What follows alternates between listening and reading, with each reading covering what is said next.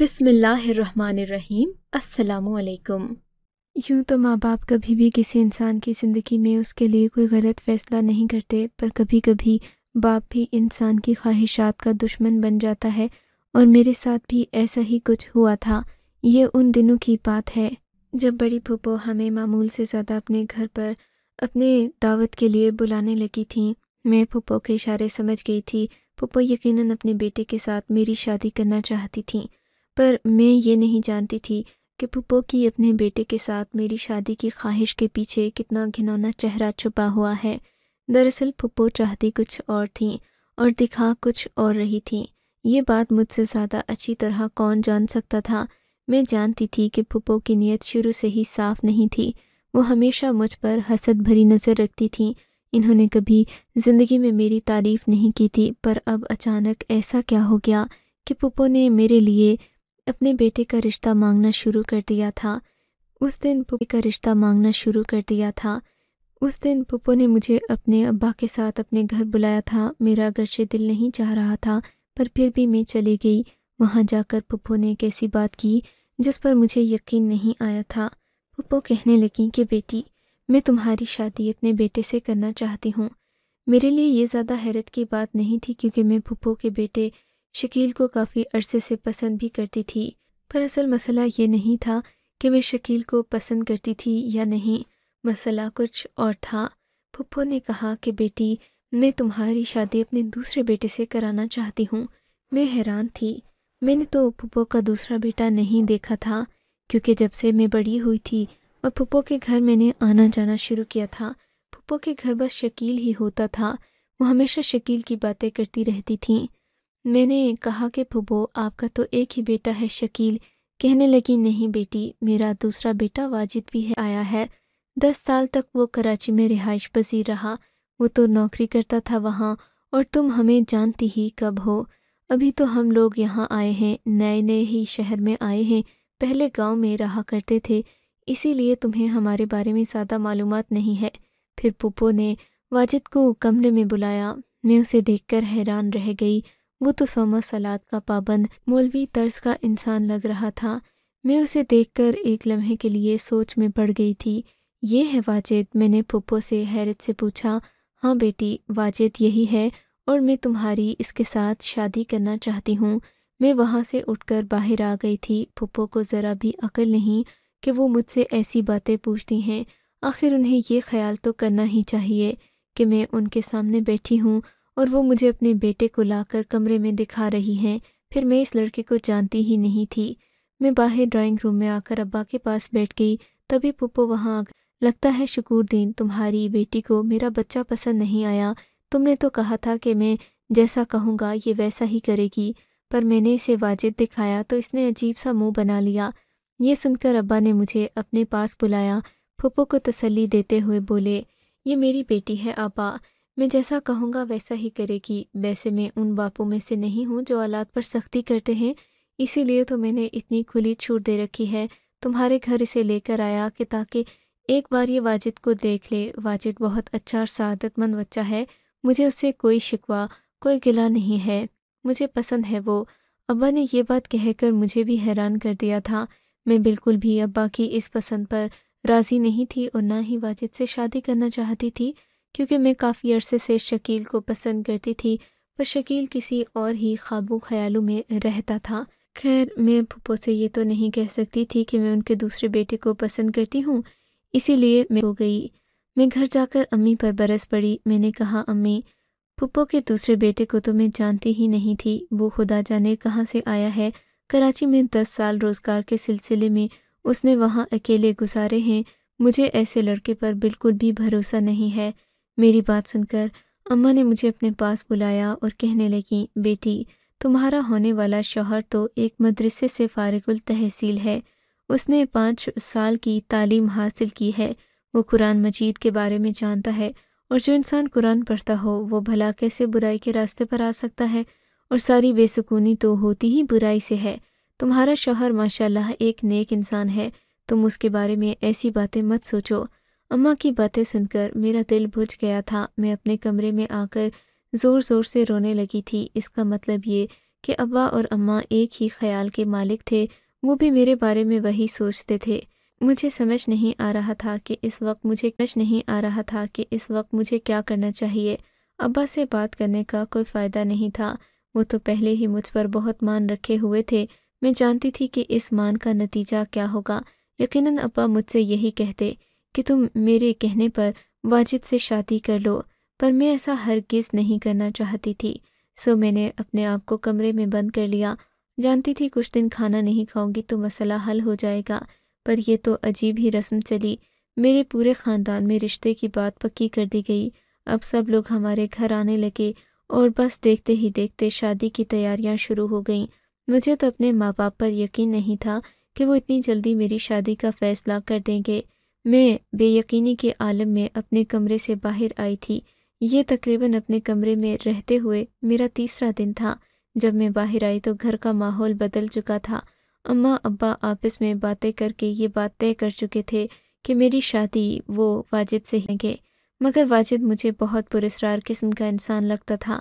میں چاہ کر بھی اس پر بھروسہ نہیں کر سکتی تھی۔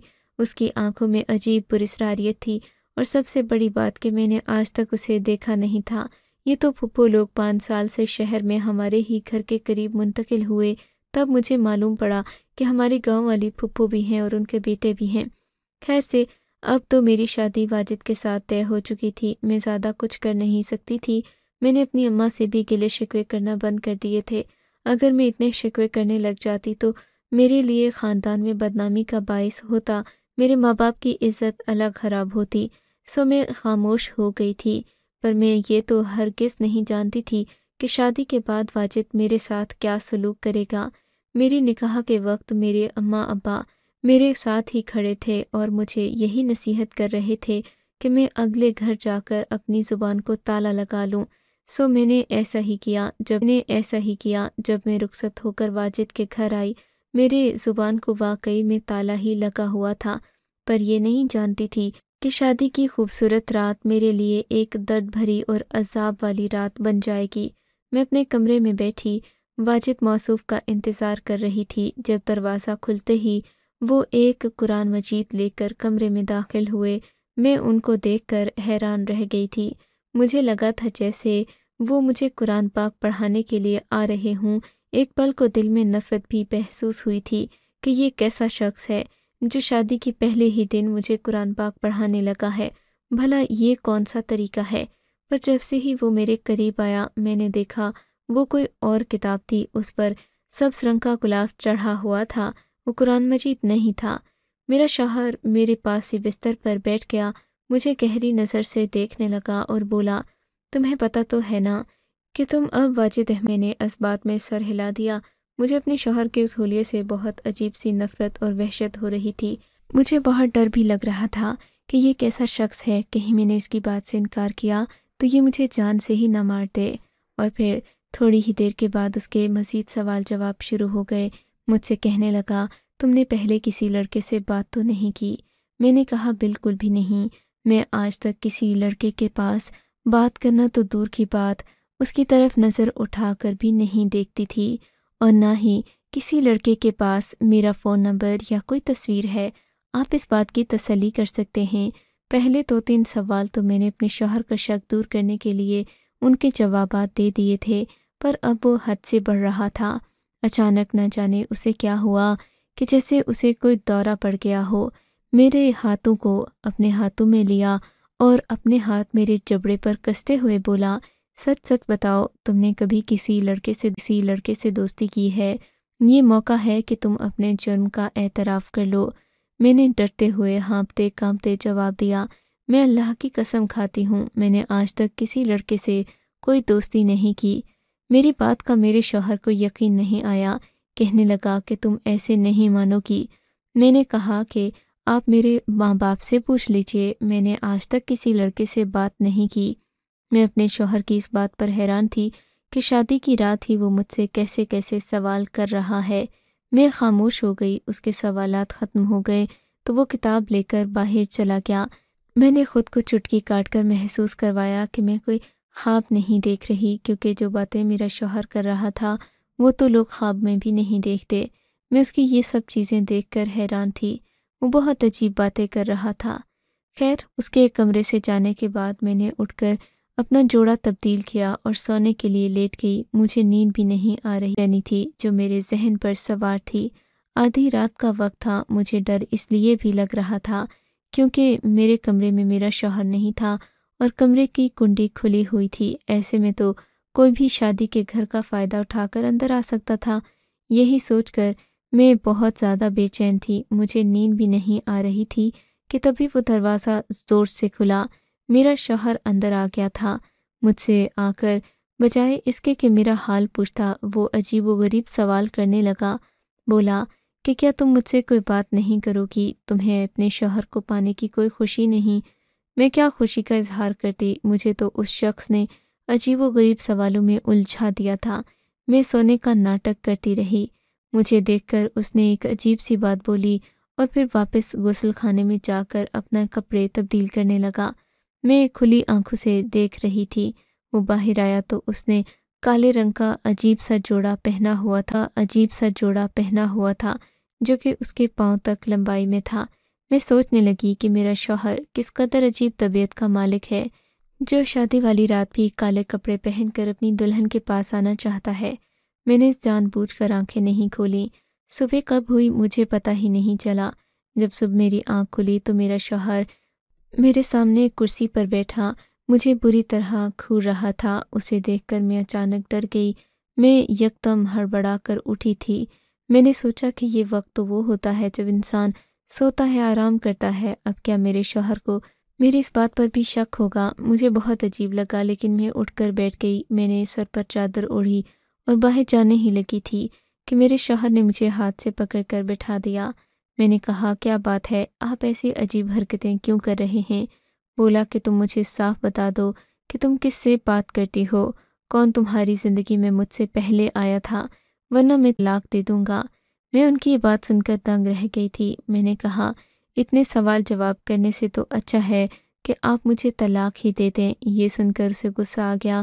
وہ اٹھ کر غصے سے مجھے جھنجھوڑنے لگا اور بولا، تمہاری ہمت کیسے ہوئی زبان سے یہ لفظ نکالنے کی؟ میں تمہاری زبان کھینچ لوں گا۔ میں نے کہا، میں نے حقیقی بات کہی ہے۔ اگر تم نے ساری زندگی میرے ساتھ یہی ناٹک کرنا ہے تو تم مجھے ابھی طلاق دے دو۔ میرا شوہر یہ سن کر اپنا سر پیٹ کر بولا، تم مجھے یہ نہیں بتاؤ گی کہ تم نے کس کے ساتھ کیا کیا باتیں کی؟ میں خوب جانتا ہوں۔ رات کو تم سوتے ہوئے ایک لڑکے کا نام لے رہی تھی۔ شوہر کی اس سوچ پر مجھے اور زیادہ حیرت ہوئی تھی۔ میں نے کہا، میں تو کچھ نہیں بتاؤں گی، چاہے تم مجھے طلاق ہی کیوں نہ دے دو۔ تب اس نے عجیب انوکھی حرکت کی، مجھے بازو سے جھنجھوڑ کر بولا، میں ہوش و حواس میں تمہیں طلاق دیتا ہوں۔ اس نے 3 بار طلاق کا لفظ بولا تو میرے جیسے قدموں سے زمین کھینچی جا چکی ہو۔ میں بہت پریشان ہوئی تھی۔ دل چاہا کہ زمین پھٹے اور یہاں سے بھاگ پڑوں۔ میرے تو گھر والوں کو بھی یہ بات نہیں معلوم ہوگی کہ میں کس قدر اذیت کا شکار ہوں، ورنہ تو میرے ابا نے مجھے بڑی خوشی اس شخص کے ساتھ بیاہا تھا۔ بہرحال اب میرے یہاں رہنے کا کوئی چارہ نہیں تھا، لیکن اس سے پہلے کہ میں کوئی کارروائی کرتی یا باہر جانے کی کوشش کرتی، میرے شوہر نے آگے بڑھ کر دروازہ بند کر لیا اور بولا، تم کہیں نہیں جا سکتی، میں تم سے محبت کرتا ہوں، تم یہیں رہو گی، تمہیں طلاق نہیں دی میں نے۔ وہ غصے سے ہانپ رہا تھا۔ میں سمجھ گئی کہ یہ کوئی نارمل انسان نہیں ہے بلکہ ایک نفسیاتی شخص ہے۔ اس سے پہلے کہ میں اسے کچھ اور کہتی، اس نے سر پر ڈنڈا مار کر مجھے بے ہوش کر دیا۔ پھر میرا ذہن تاریکیوں میں ڈوبتا چلا گیا، یہاں تک کہ مجھے تقریباً بے ہوش ہوئے 24 گھنٹے ہو چکے ہوں گے۔ پیٹ میں چوہے دوڑ رہے تھے جب اس شخص نے مجھے میرے منہ سے پٹیا۔ میں نے دیکھا کہ سامنے وہی بیٹھا ہوا تھا۔ کمرے میں عجیب قسم کی بوریاں اور کچھ اور بھی سامان تھا جو کہ بجلی کا معلوم ہوتا تھا۔ میں نے کہا، میں کہاں ہوں؟ تبھی واجد نے میرا چہرہ دیکھا اور بولا، تم میرے نئے گھر میں ہو۔ یہ دیکھ کر مجھے عجیب لگا۔ میں نے کہا، میں آپ کے نئے گھر میں کیسے ہوں؟ آپ مجھے شادی والے گھر سے کہاں لے کر آ گئے ہیں؟ میرے شوہر نے کہا، یہ سب اب تمہارا ہے، تم اس ملک کی خاتون اول ہو۔ میں اس کی باتیں سن کر دم بخود رہ گئی۔ واجد، کون سا ملک اور کون سی خاتون؟ یہ آپ کیسی باتیں کر رہے ہیں؟ میری بات پر واجد زور سے ہنسا اور بولا، اس میں حیران ہونے والی کیا بات ہے؟ تم نے اس لڑکے سے بھی تو یہی باتیں کی تھیں۔ یہ سن کر میں حیران ہو گئی۔ میں نے کہا واجد تم مجھے طلاق دے چکے ہو، اگر میں نے کسی لڑکے کے پاس جانا ہوتا تو ابھی چلی جاتی، خواہ مجھ پر الزام لگانا بند کرو اور مجھے میرے گھر چھوڑ دو۔ میری بات سن کر میرا شوہر بولا ایسا ہرگز نہیں ہو سکتا، میری بات سن کر میرا شوہر بولا ایسا ہرگز نہیں ہو سکتا کہ میں تمہیں تمہارے گھر پہنچا دوں، تم میری بیوی ہو اور ہمیشہ رہو گی، لیکن اب میں نے تمہیں طلاق دے دی ہے۔ میں اس بات کا احساس کرتا ہوں، میں جانتا ہوں کہ میں نے تمہیں طلاق دی ہے، پر میں اس کا حل بھی نکال لوں گا، تم فکر نہیں کرو، اور جب تک اس مسئلے کا حل نہیں ہو جاتا تب تک تم مجھ سے دور نہیں جا سکتی۔ میں تمہارے لیے سب بندوبست کر لوں گا، تمہیں واپس اپنی زندگی میں لے آؤں گا، پر خدا کے لیے میرے ساتھ ایسا سلوک مت کرو۔ واجد رونے لگا۔ میں نے کہا واجد میں ایسا ہی کروں گی جیسا آپ کہیں گے، بالکل اس پر عمل کروں گی۔ میں نے اپنے شوہر کی ان حرکتوں سے اندازہ لگا لیا تھا کہ وہ ایک نارمل انسان نہیں ہے، اسی لیے میں اس کی ہاں میں ہاں ملا رہی تھی تاکہ اس وقت اسے غصہ نہ آئے اور کہیں وہ مجھ سے بھی بدظن نہ ہو جائے۔ اب میں اس کے ساتھ بہت احتیاط سے پیش آ رہی تھی۔ میرے شوہر نے مجھے کہا کہ میں شام کو تمہیں اس کا حل بتاؤں گا۔ یوں وہ مجھ سے بات کر کے لینے گھر سے نکل گیا تھا۔ اس کے گھر سے جانے کے بعد میں نے گھوم پھر کر دیکھا، یہ گھر کافی بڑا تھا پر بہت پرانا لگ رہا تھا، لگتا تھا کہ واقعی میں پرانے زمانے کا ہو۔ میں یہ دیکھ کر بہت پریشان ہوئی تھی۔ میں جانتی تھی کہ وہ پاگل مجھے کسی جگہ پر اغوا کر کے لے آیا ہے جہاں سے واپس جانا بھی اتنی جلدی ممکن نہیں ہوگا۔ خدا جانے میں آ کہاں گئی ہوں، یہ سوچیں میرے ذہن میں گردش کر رہی تھیں۔ میں نے اسی دن سوچ لیا تھا کہ اب میں اپنے شوہر سے چھٹکارا حاصل کر کے رہوں گی، کیونکہ وہ جو کچھ بھی کر رہا تھا اپنے پاگل پن میں ہی کر رہا تھا۔ یہی سب سوچتے سوچتے مجھے شام ہو گئی، میں کچھ نہیں کر پائی۔ شام کو اس نے گھر کے دروازے پر دستک دی۔ میں نے دروازہ کھولا تو وہ سامنے ایک کالا سا شاپر لیے کھڑا تھا۔ میں نے پوچھا یہ کیا ہے؟ کہنے لگا کہ بس آج سے میں اور تم ایک ساتھ ہی رہیں گے، یہ بس ایک غیر معمولی سی چیز ہے جو میں لایا ہوں تاکہ میں تمہارا حلالہ کروا سکوں اور تم مجھ پر دوبارہ سے جائز ہو جاؤ۔ میں نے کہا واجد اس تھیلے سے بھلا کیا ہوگا؟ کہنے لگا کہ بس میں تمہیں کچھ سمجھاؤں گا، تم نے میری باتوں کا یقین کرنا ہے۔ یہ کہہ کر اس نے جو کیا میں تو سوچ بھی نہیں سکتی تھی۔ واجد نے پورے کمرے میں گھاس پھوس پھیلا دی تھی، اس کے نزدیک ارد گرد پتھر رکھ لیے، پھر کمرے کے وسط میں آگ جلا دی اور مجھ سے کہنے لگا میں اس میں کچھ پڑھتا جاؤں گا۔ میرے پڑھتے پڑھتے یہاں ایک ایسی مخلوق حاضر ہوگی جو کہ ہمارے دکھ درد کو سمجھتی ہوگی، اور تم دیکھ لینا جب تم اس کے ساتھ شادی کرو گی اس کے بعد وہ تمہیں طلاق دے گا تو تم میری ہو جاؤ گی۔ یہ سن کر مجھے بہت نفرت ہوئی تھی اپنے شوہر سے، جو نہ صرف پاگل تھا بلکہ ہوس کا پجاری بھی تھا۔ میں نے کہا ٹھیک ہے میں ایسا ہی کروں گی، اور پھر تھوڑی دیر کے بعد کمرے میں عجیب سا دھواں چھا گیا۔ میرا شوہر چیخنے لگا، بولا وہ آ گیا ہے، میں اس کے ساتھ تمہارا نکاح کرواؤں گا۔ یہ سن کر مجھے بہت وزن کھو چکا تھا۔ میں نے اس آگ میں سے ایک لکڑی اٹھائی، اپنے شوہر کو دھمکی آمیز انداز میں دکھاتے ہوئے کہا میرے اندر جن آ چکا ہے، میں یہاں سے جا رہا ہوں۔ میں نے جن بننے کی خوب اداکاری کی، دروازے کی کنڈی کو کھولا اور پھر وہاں سے اندھا دھند بھاگتی ہوئی باہر سڑک پر آ گئی۔ آس پاس کوئی بھی گھر نہیں تھا، یہ ویران علاقہ تھا۔ مجھے ڈر تھا میرا شوہر مجھ تک پہنچ نہ جائے، پر تبھی میری نظر ایک ریڑھی والے پر پڑی۔ میں بھاگتی ہوئی اس کے پاس گئی، اس نے مجھے اگلی دکان کا راستہ بتایا۔ یوں میں وہاں سے بمشکل نکلی تھی۔ میرا شوہر میرے پیچھے تو تھا پر اس وقت وہ اس قدر نشے میں ڈوبا ہوا تھا اسے پتہ نہیں چلا میں کدھر گئی ہوں۔ گھر آ کر میں نے اماں ابا کو ساری باتیں بتائیں تو وہ حیران ہو گئے، بولے کہ ہم تو اس لڑکے کے اس کردار سے واقف ہی نہیں تھے بیٹی، ہمیں تو سمجھا تھا کہ یہ وہاں رہ کر کچھ اچھا انسان بن گیا ہوگا، پر سچ بات تو یہ ہے کہ واجد کے سر میں بچپن سے ہی چوٹ آئی تھی اور تب سے وہ عجیب غریب باتیں کرنے لگ گیا تھا، پر پھر جب وہ کمانے کے لیے کراچی چلا گیا تو ہم سمجھے کہ وہ ٹھیک ہو گیا ہوگا۔ ابو مجھے پچھتاوے کی نظر سے دیکھ رہے تھے کیونکہ یہ رشتہ صرف اور صرف ابو کی مرضی سے ہوا تھا۔ میں اس رشتے میں بالکل بھی رضامند نہیں تھی، لیکن میں خدا کا شکر ادا کرتی ہوں کہ میں نے اس شخص کا ساتھ چھوڑ دیا، ورنہ ساری زندگی میں اس کی اوٹ پٹانگ حرکتوں کا شکار ہوتی رہتی۔ سب ماں باپ سے یہی کہوں گی کہ بیٹیوں کو بوجھ سمجھ کر اپنے کندھے سے مت اتاریں، بلکہ ان کی شادی اچھے گھر میں کریں تاکہ انہیں کوئی تنگی تکلیف ہمیشہ کے لیے نہ ہو۔ آپ کو اگر یہ کہانی اچھی لگی ہے تو اس ویڈیو کو لائک کیجیے اور اس طرح کی مزید کہانیاں سننے کے لیے ہمارے چینل کو ضرور سبسکرائب کیجیے۔ کہانی سننے کا شکریہ۔ آپ سے ملاقات ہوگی اگلی ویڈیو میں، تب تک کے لیے اللہ حافظ۔